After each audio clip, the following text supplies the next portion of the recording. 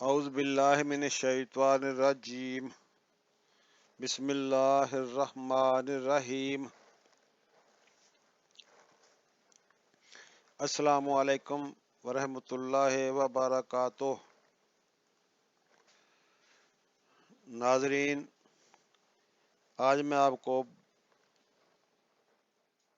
بخاری شریف کی حدیث اور اس کا ترجمہ بتانے لگا ہوں،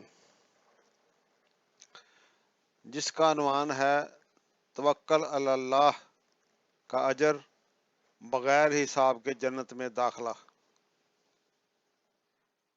یدخل الجنت من امتی سبعون الفا بغیر حساب هم الذین لا یسترقون ولا یتطیرون وعلی ربہم یتوکلون۔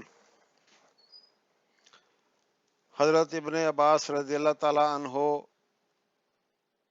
سے روایت ہے کہ رسول اللہ صلی اللہ تعالیٰ علیہ وآلہ وسلم نے فرمایا، میری امت کے 70,000 افراد بغیر حساب جنت میں داخل ہوں گے۔